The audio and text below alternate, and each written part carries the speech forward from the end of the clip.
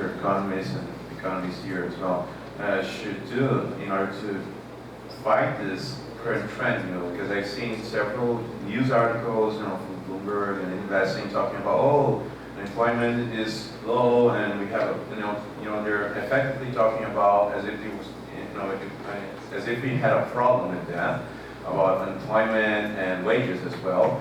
And our own media here, I can give an example where the president was talking about, in January, about decreasing our interest rates, and he was basically massively attacked by our media. And so what should we do in all phases, how can I name it? Get involved. Get involved. Look, I know what you mean. This idea that in Canada we're going, so many journalists are writing, oh, look at how successful monetary policy has been. It's painful, but it was necessary. Look at how successful. And I write to them. And they never write back. I write to them, and I sent them a copy of the Wall Street Journal. And I wrote them, I said, look, the Wall Street Journal is saying this. It's not this person with a blog. So, nothing. I've actually seen stories where some reporters were saying, and I emailed her the other day, she says, inflation has come down because of oil and because of bottlenecks and everything. See, monetary policy is working. And I'm going, what? And I wrote to her, I said, and she actually said that one sentence and the next sentence, like in one paragraph. And I said, you've got to be kidding. Did you not reread yourself? And nothing. So it is very difficult to go against these ideas, but I don't think we have to give up. Look at how successful MMT has been in getting their message out. And I think, look at how successful Laurent Carvalho, Mariana Mazzucato, and others have been. Isabella Weber single-handedly convinced the world, so about profit inflation. She has to be given credit for that. Now, the problem with Isabella is that, and I told her this, I don't see policy makers acting on what she's saying. The Bank of Canada is saying, yeah, inflation driven by profit, and nothing. And she's calling for taxes on profits. Governments are not doing that. So, but it's a first step, and I think it's a great step. And I think that we just have to keep chipping away. If you look at a lot of mainstream economists, so many papers are being written today that are essentially post-Keynesian. And I guess we were talking today about a paper at the Federal Reserve, which is essentially a Keynesian paper, but for the sake of the argument. So I think we're running just a little bit at a time. But the other big thing is we have to put people like Bolsonaro and Trump in prison. And keep voting for Lula and progressive governments that can stand up, hopefully, to financial interests. The big crisis today is the capture of policy by special interests, by vested interests. Right? This is the biggest threat, I think. And we just have to keep working at it, and hopefully, maybe the next financial crisis will have an impact on that.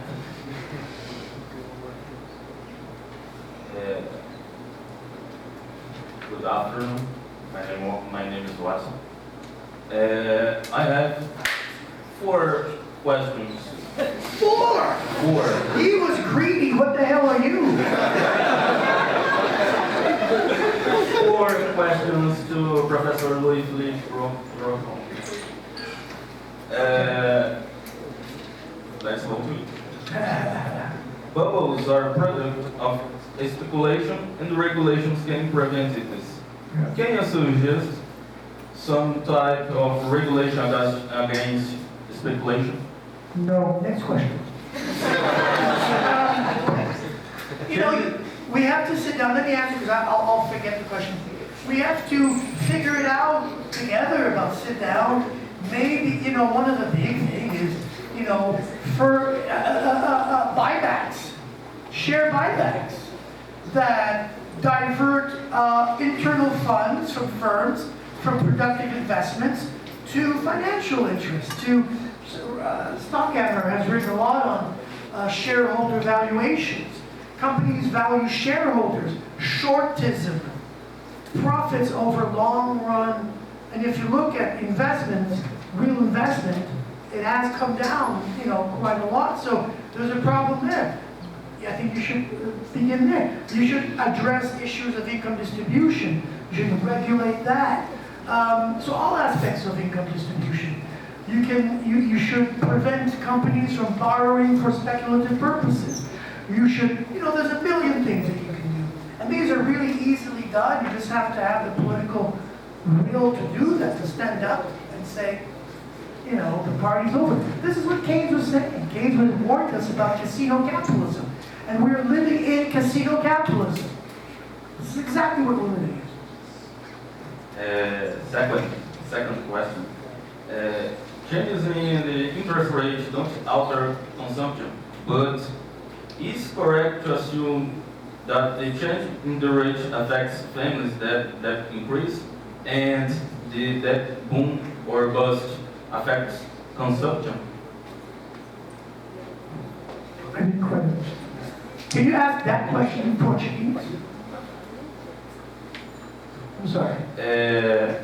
Mudanças na taxa de juros não alteram consumo, mas é correto assumir que a mudança na taxa básica de juros afeta a dívida das famílias, de modo a expandir ou contrair, e a expansão ou contração de crédito pode também afetar o consumo? Absolutely. And you can see this quite easily when you see household debt since 2020. It's just going up like that. And these are aggregate demand effects that will eventually filter through the economy, right? So, like I said before, interest rates do have an impact, but probably not the ones we expect. And I think it works on income distribution, and that's part of income distribution as well. And that will eventually, in Canada now, one of the big things is people can't afford their houses anymore, so they have to sell them. Because interest rates and mortgage debt has gone up. Absolutely. Sobre a terceira questão, eu não sei se eu entendi muito bem sobre o assunto dos banqueiros centrais, mas seria correto a visão de que o senhor apresentou que banqueiros centrais têm um viés psicológico sobre a curva de Phillips?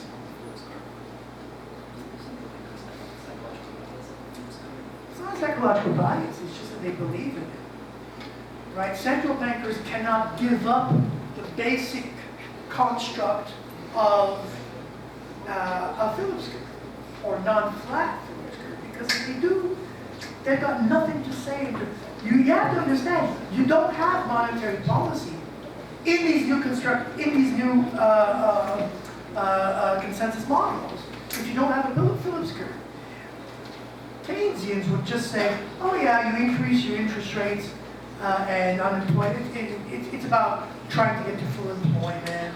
Whether that works or not, or whether the Phillips curve is like this or like this, whatever, you might have an impact on unemployment eventually. But in a new consensus model, that's tied to an inflation target. And so you need that Phillips curve to drive that inflation. And they'll never give that up. Otherwise, that whole model of inflation targeting collapses, in my opinion, completely collapses. The last question. Opiniões sobre o fim do crédito pessoal oferecido pelos bancos e as tendências da taxa de juros básica no Brasil no longo prazo.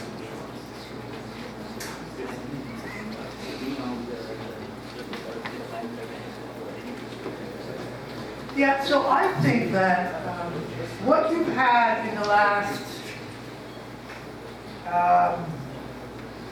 20 years or so has been a system that has been built on low interest rates. So capitalism, we've essentially become a rentier economy. And it's built on not rentier economy, sorry. It's built on this idea that financialized economy, built on the idea that you need low interest rates. So in my opinion, interest rates are going to go back to their low level where they've been for the past 40 years. I think this is an interruption. I think they're going to go back, and the system requires low interest rates to grow and perpetuate itself, for financialization to be able to succeed and grow and continue. Without low interest rates, financialization becomes more difficult. Questions?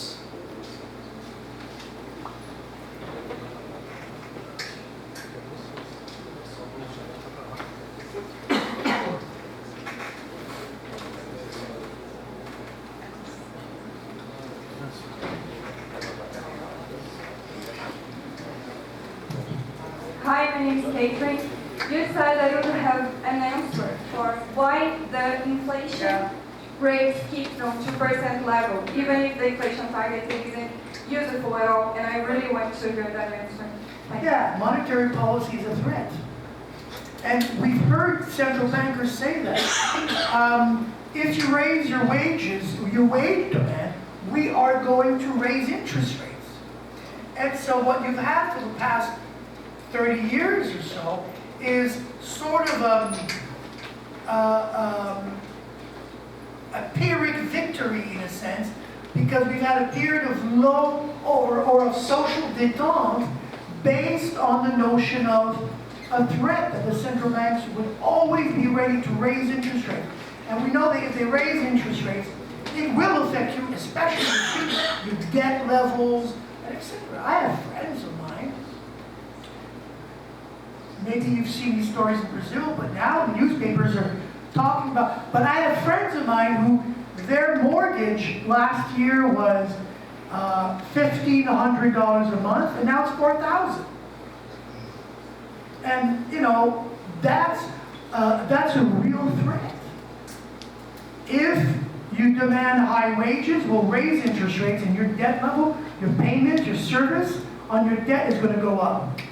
And so I think that we've had essentially a monetary policy of fear. And we've had central bankers exactly say that. We've had central bankers say, if you demand high wages, we'll have no choice but to raise interest rates. Boa tarde a todos. Eu vou perguntar em português. Quando no meio da palestra ele estava falando sobre caçar a inflação, né, a parte da mosca, sobre dar uma martelada nela, que era toda a parte austera da política monetária, para responder essa questão, muitos autores colocam que a mesa quebrada é a economia, mas muitos autores colocam que a mesa quebrada é a democracia como um todo. Né? Tem autores que falam que a ascensão do nazismo não se deu pela hiperinflação, mas sim pela austeridade, sobre a forma de combater a hiperinflação. No Brasil, a gente pode considerar, tem autores que colocam que foi uma gastança do governo Dilma que causou o impeachment dela, tem outros que colocam que foi justamente o Joaquim Levy como ministro tentando aplicar políticas austeras. Eu queria uma opinião sua sobre essa parte, sobre essa relação da austeridade, não só com uma destruição, uma possível maneira de se pensar a economia, mas como uma destruição da democracia quase que como um todo. Well, I have an opinion on monetary policy austerity, or monetary austerity and democracy. I edited a book on monetary policy and social responsibility. One of the first people to make the link between that was Milton Friedman. The whole reason Milton Friedman believed in monetary rules as opposed to discretion is because he didn't trust central bankers. He thought it was too much power in the hands of unelected people. That was Milton Friedman saying that. That was the rationale for suggesting a 3% monetary rule. So you take power away from central bankers and, you just have to keep money supply growing at 3%.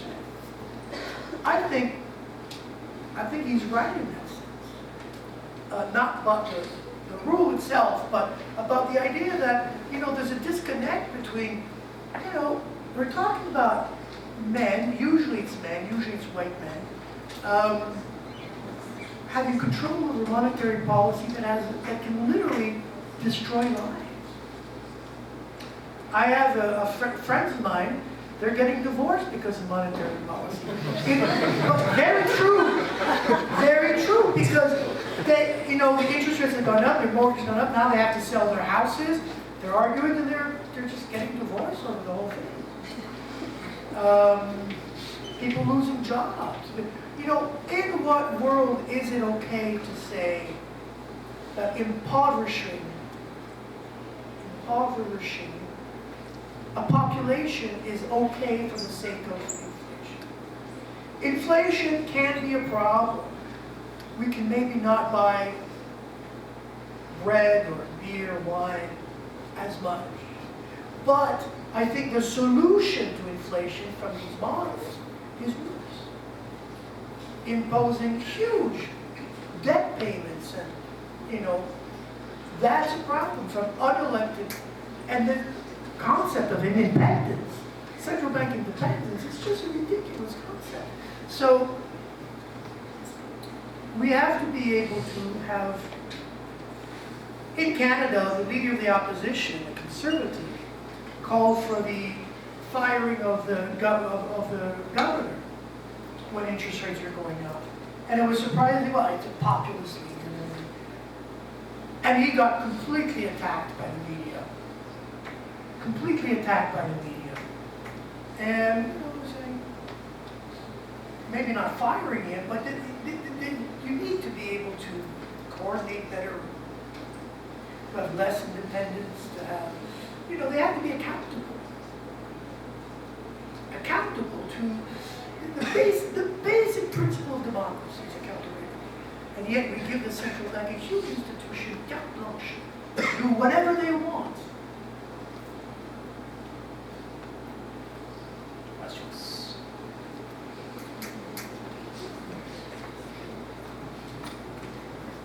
Eu vou perguntar em português. Acho que para os dois, na verdade, que eu opinião dos dois. Eu acho que vai também na pergunta que foi feita agora, vai em sequência. A gente vê muito no Brasil, principalmente com o novo governo, que já foi presidente, graças a Deus é de novo, que existe um reforço de usar políticas fiscais como fonte de política econômica e de desenvolvimento. E eu queria saber, na opinião de vocês, como que a gente, como Brasil, já que vocês não são brasileiros, como a gente sai dessa tendência, entre muitas aspas, que na verdade é uma regra, de seguir esse mainstream que foi feito por países gringos, como por exemplo os Estados Unidos.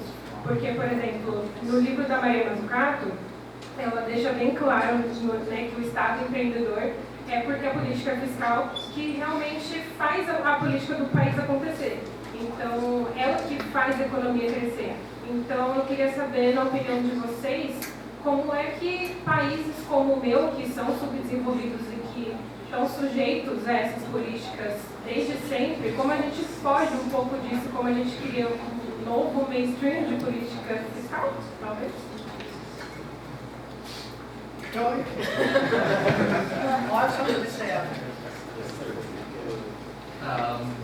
Well, I mean, I do believe that fiscal policy, it's probably my Greek ones, but I do believe that fiscal policy is the way a country like Brazil should develop by spending more. Now, the problem is that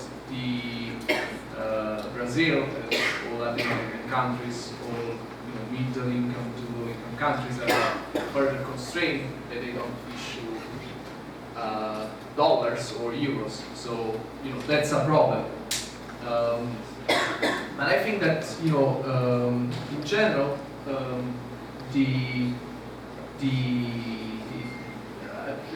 fact that the Brazilian population is so big, there is so much space for developing a market. So that's why Fiat, for instance, started producing cars in Brazil and not in Argentina.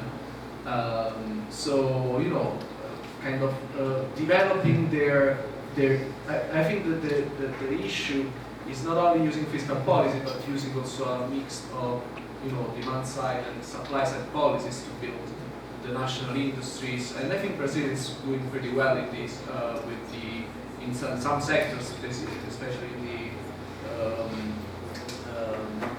what's the name, in the aeromotive sectors. I think that's it's an incredible job, and for sure, I mean, I admire with Brazil from my Italian perspective. For sure, the long-run trend in Brazil is so good because some supply-side policies were put in place that were good, but also because in general there is space to develop demand-side policies, and I think this will be, you know, the long-run trend in Brazil. Now the problem is essentially distribution. I think that the society in Brazil has to improve a lot. The wage inequalities is huge. The overall inequality is too high. I think the problem with the Lula government in the past, and also with the Dilma government, was that the social policies that were put in place were basically created basically a polarization in Brazilian society. I think there is a very good paper by Schettino, Clementi, and another, I don't remember, it was published in 2013, where they show compelling empirical evidence of the fact that all social transfers, Bolsa Famiglia, Mia Casa Mia Vida, it always came at the expense of the middle class. So it benefited lower classes and the rich and the upper classes, and so the polarization basically created a rupture in social instability of the system that created Bolsonaro. I think this also connects to the question you had before. So I think improving the Lula government, improving on this side, making also the rich pay more rather than only the middle class, is key for the long-term sustainability not only of the Brazilian economy, but also of the government, this one and the ones to come. I just want to add, speaking of income distribution, for me, income distribution is like the foundation to a house. And if it's strong, the foundation, the house can sustain a lot of damages. But if your foundation is weak, so if income distribution is polarized, your foundation is weak, anything will just lead to the collapse of the house. And we saw that with the financial crisis. It took 30 years of deregulation and polarizing income distribution, but eventually, subprime or whatever it was, just led to the collapse of the economy. And so I agree we have to work on the income distribution. This is Piketty.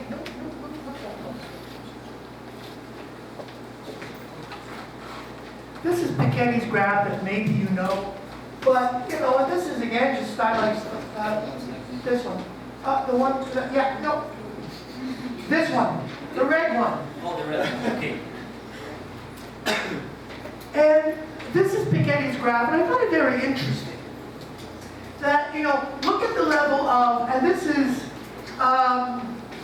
the top decile, the top 10%, and look at how polarized it was in 1929. I don't know what happened in 1929. Something happened. But look, and then the war, look, regulations, taxes, income distribution got much, much better. And look at how low it remained. And this is what we call the golden years. By the way, if you look at the history of financial crises, going back to the 18th century, they were occurring like almost every decade or so. And then come to the 20th century, 3 times a decade. Except during these years. It was the only time, 30-year span of time, where there was no recorded financial crisis. Makes you wonder, right? And then look at 1980, right? 1980 is like the year where, liberalism started, Thatcher, Reagan. And look at what happened in 2007. The level of inequality was the same as in 1929. Maybe it's coincidence, but it's very poetic. And for me, this is what happened. Now, what happened after 1929, governments adopted a bunch of regulations. Marginal tax rates of 75%. After the 2007 crisis, nothing. We had an opportunity, we didn't take it. Obama did not take it. We didn't re-regulate. And for me, and this has gotten worse since 2007. And so for me, what that means is, yeah, we'll have another crisis. And unless we adopt the necessary fiscal policy to address this, for me, this is the driving mechanism of financial crisis. As long as you have this polarization of income, something's going to happen, a gust of wind, and you're going to have a financial crisis. The gust of wind was a metaphor. All right, so thank you very much again in the name of the department, Professor Louis-Philippe Rochon, Professor Edregalo, for your contributions here to the discussion on monetary policy. Thank you very much.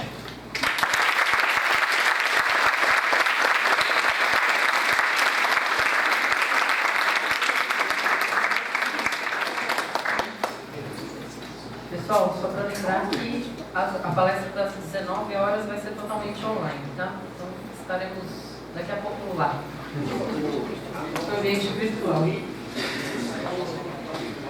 O link, pessoal da organização, foi mandado pelo Simpla. O link. Então, por motivos óbvios, estaremos todos lá online. And the guy who had 4 questions is buying beer for everyone.